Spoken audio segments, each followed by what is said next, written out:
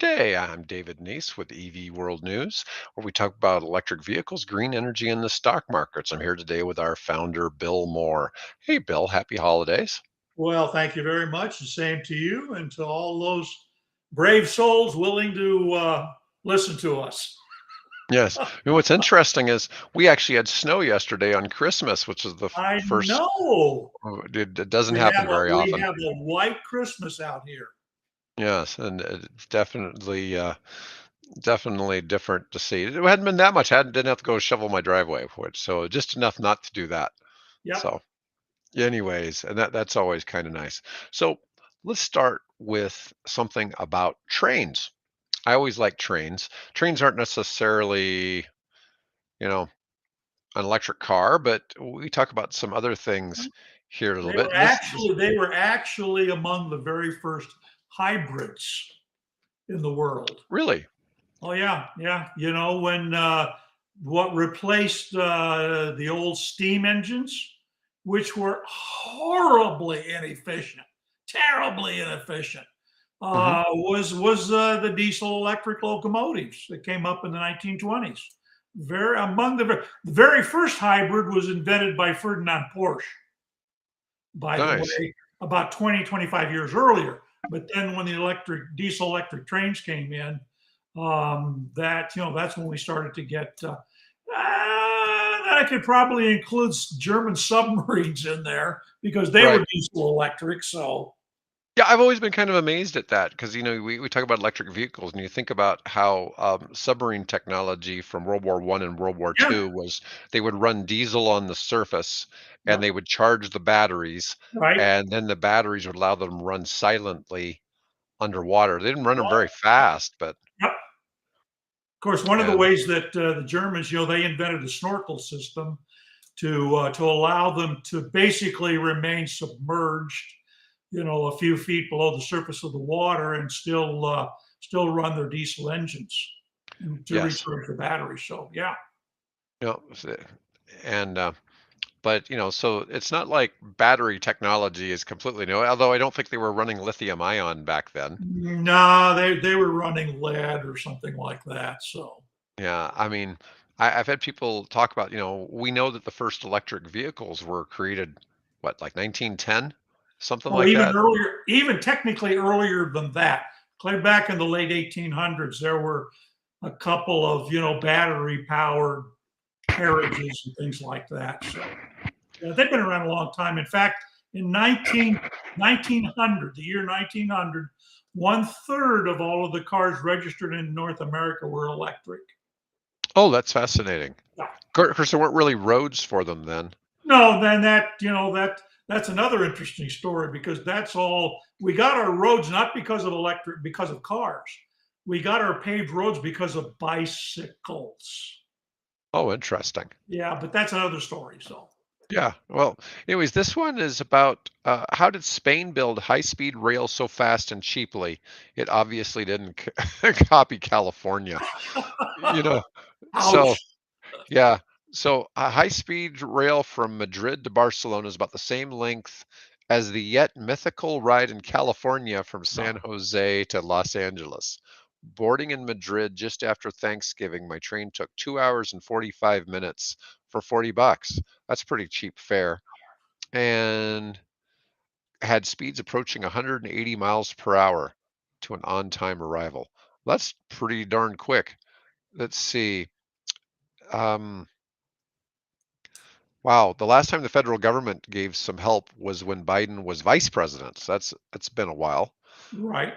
And let me see. So as part of the 2021 infrastructure bill, he gave California Rail Authority $3.1 billion to help finish this.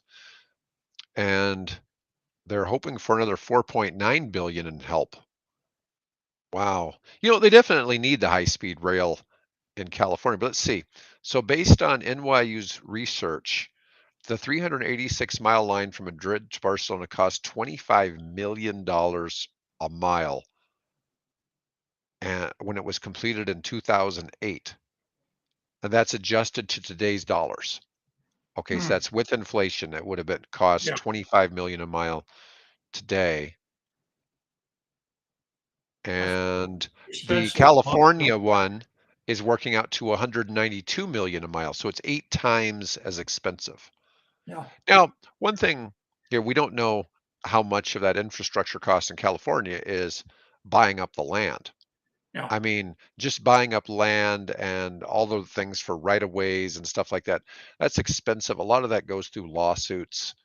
It is, Yeah, and it's no, that's a lot of that land is all prime agricultural land and vineyards, and I'm assuming that's running through the Central Valley, along basically sort of parallel to what is Interstate 5. Mhm. So yeah, like that could be expensive land. I don't know what all, how did they, what breaks did they give? I mean, I've actually been from Madrid to Valencia to Barcelona, but that was on a highway, and it was sort of the two sides of the triangle. Mhm. And I don't remember. I mean, this is so long ago, but I don't know how difficult that terrain is to cross. Um, I'm assuming the California, apart from getting over the Grapevine, from there it's pretty much fairly level through that whole area. Well, let's I don't know. see. Can't really comment.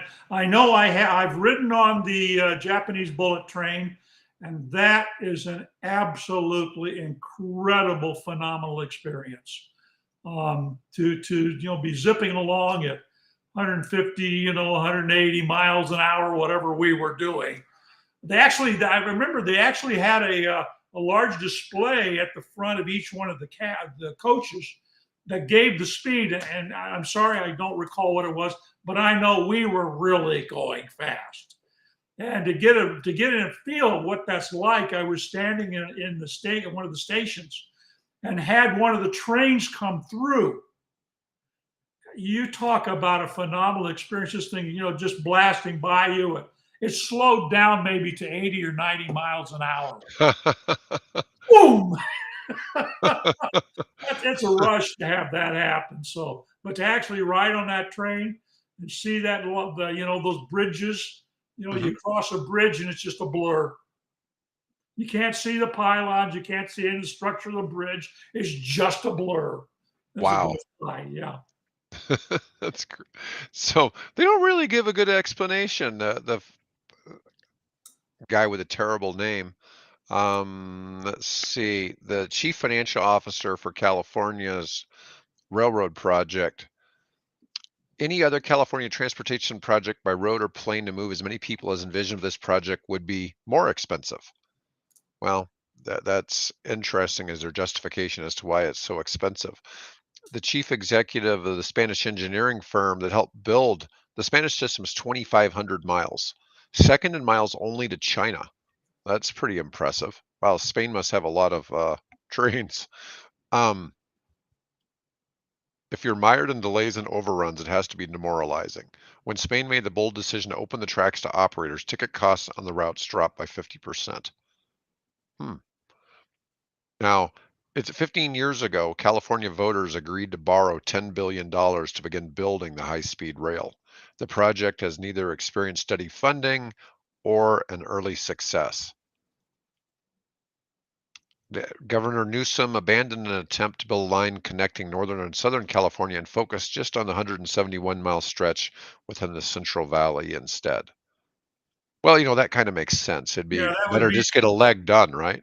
yeah, at least get a leg done. And what I suppose that's probably San Francisco and Bakersfield, I imagine, or San Jose and Bakersfield, something along that line. They need $8 billion from the federal government to extend a 119-mile portion of that. I'm building an operational segment. Wow. So in other words, they could take that $3 billion they just got and just maybe run out 50 miles. Yeah.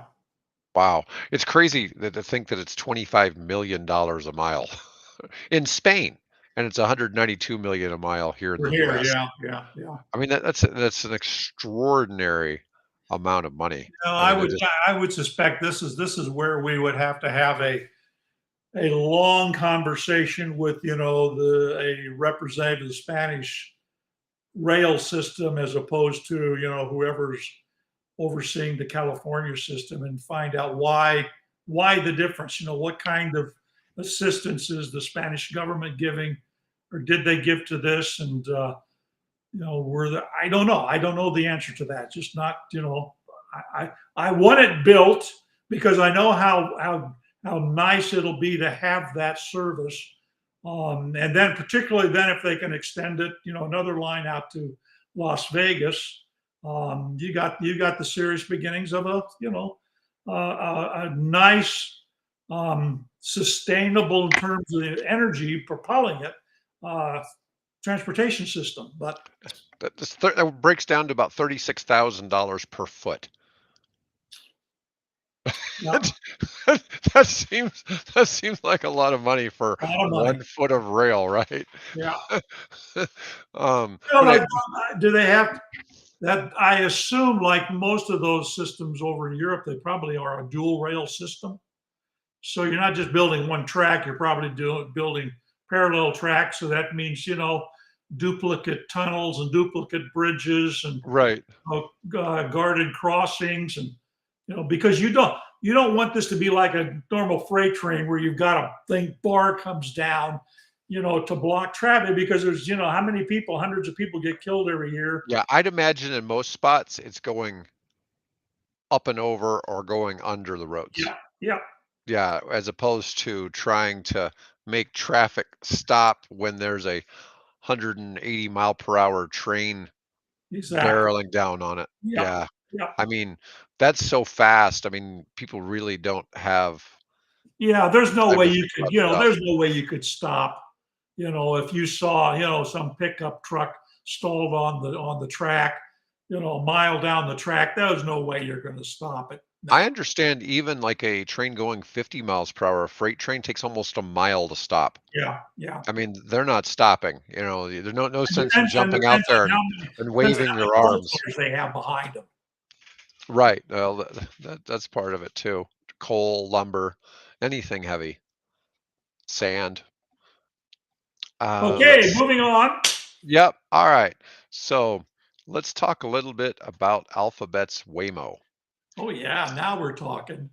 So this car is slightly nicer looking than that Russian car we looked at the other day. Let's see if they got a picture of it here. And I'm getting all kinds Well, they've of got a ads they've here. got, yeah, they've got a couple of different models that they're running. There's a minivan and there's a larger sedan that they're running. The photograph that I used was of the original Google driverless car that got Google and then Alphabet into the game of developing Google vehicles. But what's Let's see. interesting here is they're talking. Cruise has shut down and they fired their executives and they've laid off a whole bunch of people. So that's kind of a serious setback for the whole autonomous vehicle situation. Tesla's running into all kinds of legal issues with with their system. But quietly, Waymo just keeps chugging along. 700,000 trips Yep. that they did Yeah. this year. Now, so for people who don't know, Waymo is autonomous driving. There's nobody. It's like Uber, except there's nobody in the car. Nobody there. There's Yeah, nobody there. The car is driving on its own. And they are operating San Francisco, LA, Austin, Texas, and Phoenix. yeah. And it's and incrementally adding more riders. A once unbelievable idea, a vehicle with no driver could get you from A to B in your daily life, is becoming a reality, and for many more people. Company has added to its safety data with Waymo driver involved in fewer crashes led to injuries as compared to human drivers. Yeah, and like we said, that it's just kind of the Significantly better. yes. And let's see. And several groups, including unions and labor groups, including the United Auto Workers, they wanted investigations put into Waymo, Zoox, and Beep. And this is what they were saying is ADS equipped vehicle operations are unsafe and untenable in their current form. The industry is in dire need of federal regulation and leadership to restore a modicum of safety. But this hasn't been the actual experience. No. Autonomous vehicle operators have been at the receiving end of flack since Cruise AV got involved in an accident in October. In the incident, a human-driven vehicle traveling adjacent to a Cruise AV collided with a pedestrian, sending the pedestrian across the vehicle and onto the ground in the path of the AV. Yeah. The AV made contact with a pedestrian and pulled them forward about 20 feet. Cruise Yeah. subsequently halted all operations in the US. So another vehicle hit the pedestrian, knocked the pedestrian in front Front of, and of the then autonomous vehicle. and but it's stopped in 20 feet, which is even it's self Yeah, remarkable, that you know. it is. It is. So, but that's kind of that's kind of tragic that that happened. But are we are we really ready for that kind of? We talked about this I think the last time about Mercedes putting the turquoise lights on the EQS to indicate that it's in driverless mode. It's pretty obvious that Waymo, with all of the hardware that hangs off of it and on top of it and things like that, that it's an autonomous vehicle. But I don't know what you're going to do if you're, if there's a guy driving next to you, in a human-driven car, and he hits the passenger, but then you get the fault for it, So that's a little bit frustrating. Um, you know, but it's still Waymo's had 11 times as many miles driven as the other one, as Cruise. Yeah, And yeah, so they're racking up some miles. It's we're you getting know, experience. you I know, see we have a comment here from Tom Cosgrove.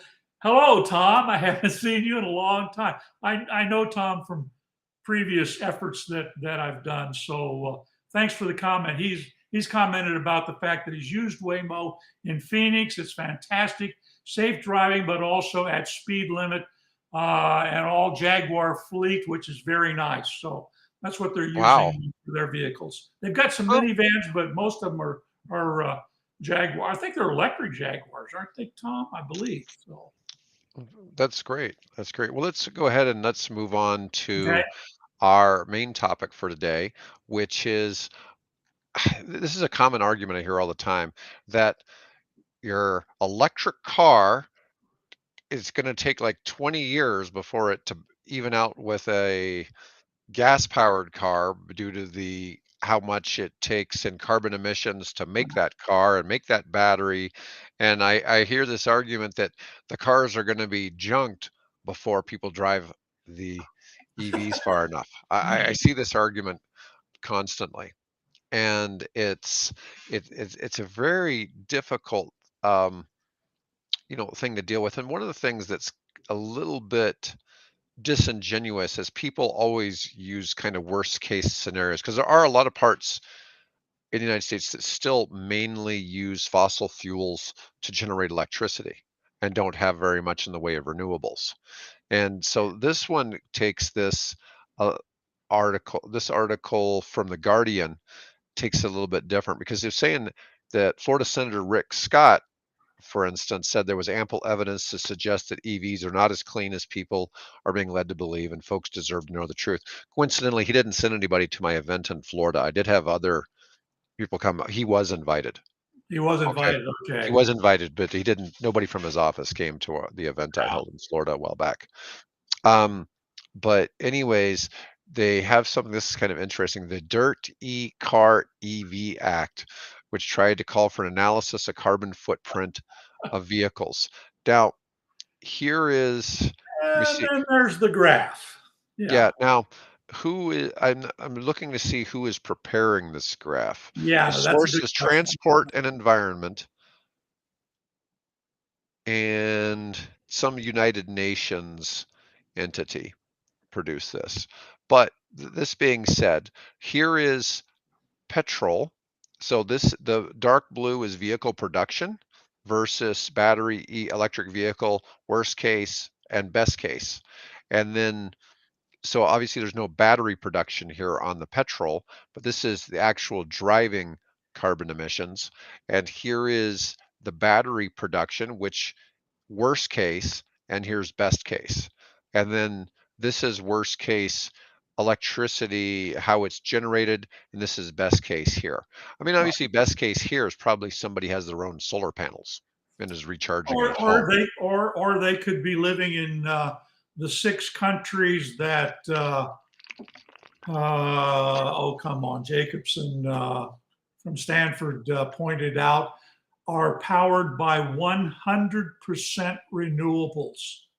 Oh wow, which countries are, do you know what those countries? He has a. Actually, there should be a link, I think, in the online there to it. But it's like Namibia and Costa Rica, and they're obviously not heavily industrialized, countries, but there's a surprising number that are better than 90% powered all year round, not just sporadically like here in Nebraska, but all year round that are powered by wind, water, and solar. WWS, he calls it. So this is your general petrol cars. Now this is in the life cycle of the car. Yep. Yep. Okay. Now, what's interesting is these are electric vehicles in specific countries. So Poland has the most reliable on fossil fuels to generate electricity, and Yeah. sort of way out here. Germany has quite a bit. Germany shut down their nuclear plants, or I think they'd be a little better off. Here's the European Union as a whole. And then we start getting to the countries that have some other forms of energy. Spain does pretty well, but France and Sweden are the notable ones. France and Sweden, France France is, is primarily nuclear. Yeah. yeah, Sweden is 30% nuclear currently, and they're going to probably 70 or 80% in the next few years. Yeah. They're rapidly expanding their nuclear. And Sweden, I think, is a combination of nuclear and hydro, I believe. Oh yeah, lots of hydroelectric in some of those countries. You know, China's the really big hydroelectric country. And Canada's pretty big in it too, Quebec in particular. Yeah. But it's interesting to see. I mean, if you take these numbers here as ideal as maybe where the whole world could be in 20 years, and you start coming up here, the difference between 50 and 250, that's a pretty big difference in the numbers. And I think you're going to see some changes in production because everything I see in the manufacturing space, when somebody's going to start new manufacturing, in order to get funding, it's almost implied that they're going to do everything they possibly can to use sustainable Yeah. energy. And and to give an example, like I was telling you, one of my friends putting in a paper plant in Jamaica, they're using solar farm that during the day will power the plant and pump water Yeah. up a hillside into a reservoir. Yeah. And then when the sun's not shining, it'll release water to have hydroelectric power for the plant. Yeah. And so this is an interesting way to not even need batteries, that they're able to push and pull. It's a battery of sorts. It is. It is a battery of sorts. I guess that Yeah. is technically the definition of a Yeah. battery.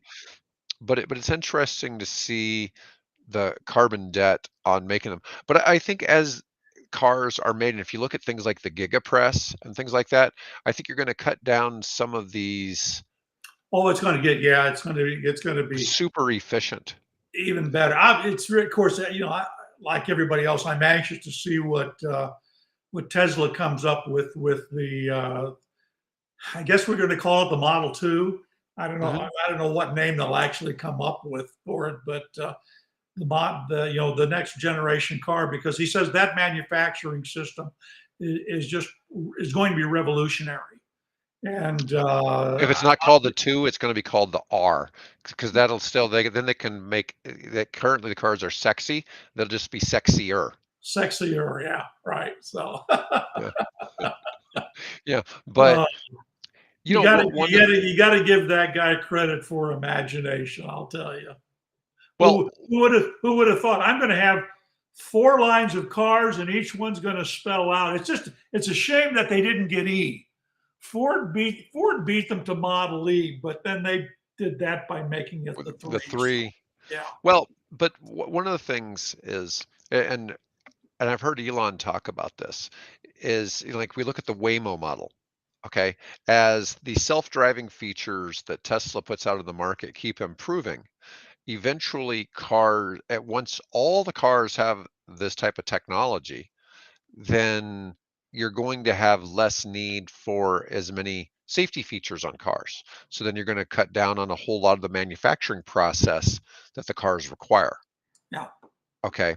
And so what'll happen is then once again, you're going to take a step and reduce some of that carbon footprint from that. And it's really, people look at it, it's not just the electric drivetrain.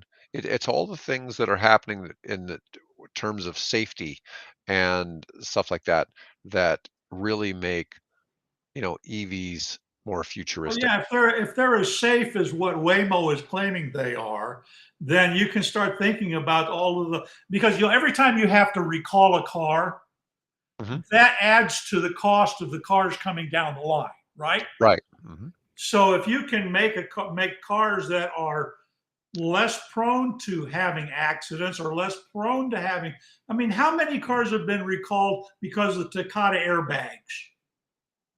Right. I had a Honda minivan that got recalled because of the Takata airbags. I think there's another recall now that involves those airbags. So what if we can have cars where you don't need to maybe have airbags, that they're safe enough that, and the way they're designed, that we can eliminate just that?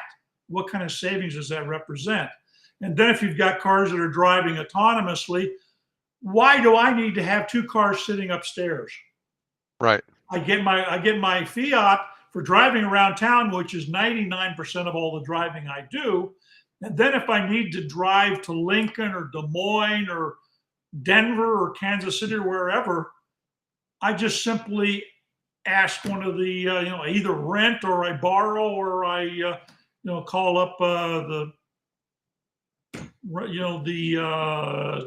version of Turo that's available at that time and get that car and have it drive me where I need to Right. go. So that, I Yep. mean, there's going to be, as we move forward in this century, I think we're going to see some really significant changes in how we as a people get around. Well, yeah, and I think Tesla's really being the leader in a lot of that, and everybody else is just constantly trying to catch up. Trying But to catch you up. know, Yeah. you know, Well, but the you look at what. Chinese are giving them a serious run for the money in Oh, some of there's the no stuff that question. they're coming up with. Oh yeah, BY, but it tends to be though that even like BYD has a lot of the same tech, but Tesla's developing it first. They seem to be the ones coming up with the ideas, and it seems like everybody else is just sort of doing their own take, but it doesn't seem like it's really taking a lot to duplicate. So that's part of it. Yeah. Hey, by the But way, Tom Cosgrove says that the Waymo cars in Phoenix are all electric Jaguars. So nice, thanks, Tom. nice. Um, what's funny is, and I commented on this one time on one of the episodes. Didn't even realize Jaguar was offering EVs. Yeah. I've never seen one. I've never. Not there. Well, I love Jaguars. I mean, I've Right. They're beautiful since since cars. since, since I lived in England, and one of my professors, actually two of my professors had Jaguars. I've really liked the cars, particularly the '50s era. Those, if I Mhm. if I could have a car that was electric and I could afford it, I'd probably have one of those companies over in England convert me up. You know, I mean, I have driven right-hand drive cars. I used to live in England, so I know I know how to do that. But yeah, they're gorgeous cars. They haven't rated as well in terms of their most recent engineering on their EVs. It's a question of range and some other issues. But as far as attractive, gum, they're attractive cars. So Nice. We got just one more topic today. This is from Energy Wire. Are EVs booming or flopping? Both yeah, are true, is what both this. are true. Yeah, Yeah, and there's certainly I've talked about this. The whole car industry of sorts has kind of been in this. So I don't know if you really can just go through this. But anyways, this article is saying Americans are bombarded by two conflicting messages about electric vehicles. One that they're booming and one that they're piling up on dealer lots because no one wants them. And both things happen to be true. Yeah. Just as the election is poised to be the first to spotlight EVs as a campaign issue. But this is almost true of anything. You're always capable of finding outliers. Yeah. Okay, no matter what the topic is, there almost always can be exceptions and outliers to most things. That doesn't make it the norm, and we've sold 50% more new EVs in the United States in the past year than we had the previous year. That means progress. But at the same time, companies produced a lot more EVs, and maybe they were expecting better sales. Well, And that too, and they were probably based on, in 20, there was all the pent up demand from COVID. And so once we started to finally make our way through that pent up demand, and then of course you had all of the issues with, shortage of microprocessors and chips and supply chains and things like that. So some of that pent up demand obviously is being caught up with. What the article points out is while GM and Ford have been disappointed with the response. What is it? The new Chevrolet Blazer Mhm. EV has all kinds of software problems apparently. Oh, yes. So it hasn't gone all that well, but Hyundai, is doing well. Obviously, Tesla is doing well. Like I said, I was just up in Seattle, and you can't throw a dead cat and not hit a Tesla up there. It's just they're, Well, they're they're everywhere. So it really they're booming for some car makers and in some areas, and then in other areas, they're not so much. the Kia EV6 is selling really well in the United States. Yeah, And you occasionally see some of those even tootling around here in yeah. Nebraska. I actually saw one here the other day. Yeah, and I have a tennis friend that after one of the videos, he came up to me where on tennis court to tell me he had bought an EV6. Good for And him.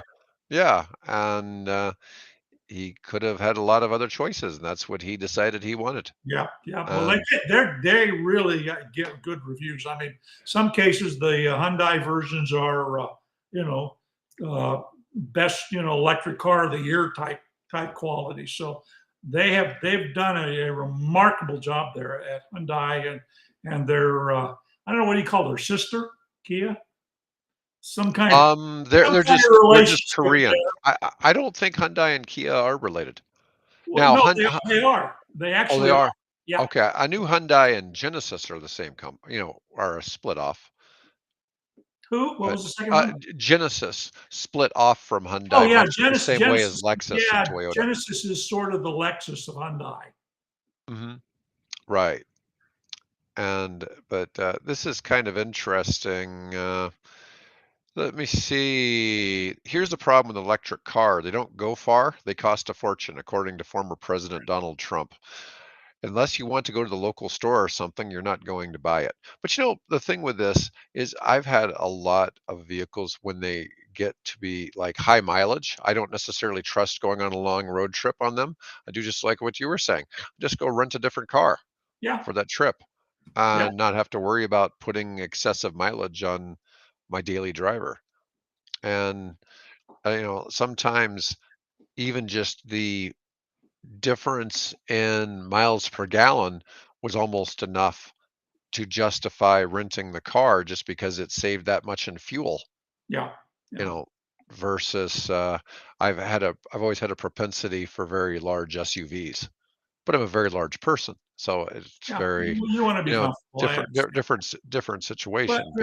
But as the article that said that I featured in the editor's choice today about changing your mind, um, as he points out, I said most people just don't realize how we actually drive most of the time.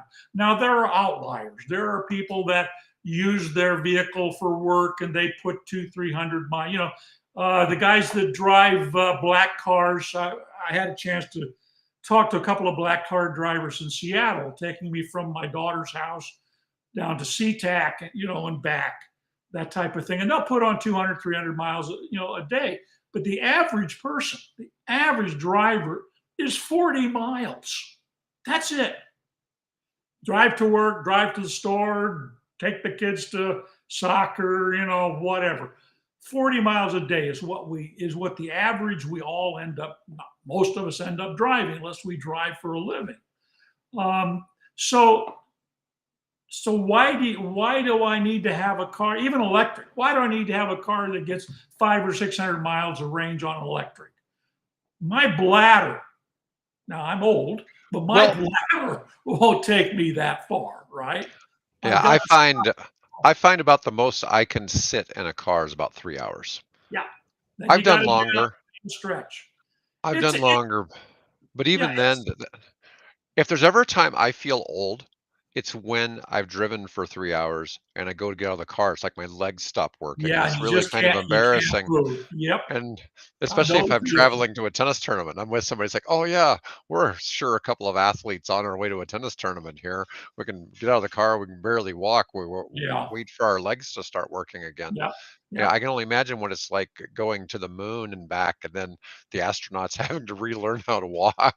yeah, But you know, um, it's just kind of an unnatural thing. But yeah, that's one part I really don't get about the argument about that, because typically I'll drive for 3 hours. I'll want to take a little break yeah, anyway, so I'm off the road for 15 minutes. It's just, um, Tesla's software would have you frequently, if you're going from here, say you were going to Little Rock or something like that, it might have you stop.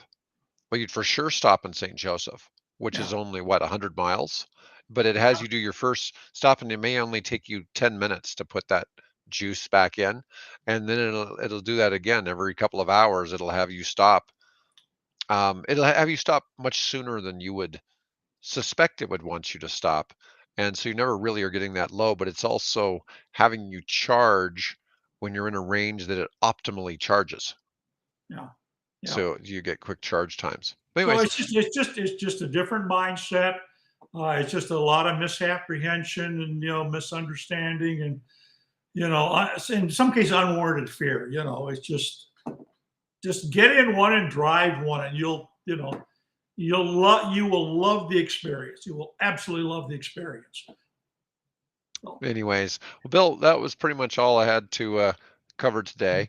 well, other And than other than the comment that we're all should be rotting in hell, but we won't go there this time. no, no, I don't like to get into, From a certain yeah, I don't like former to get chief into too much of the executive officer. politics if I can help it. Yeah, it yeah. and anyways, I'm sorry, I had to mention it though. no, that's okay. No, It's no, I okay. had to mention it.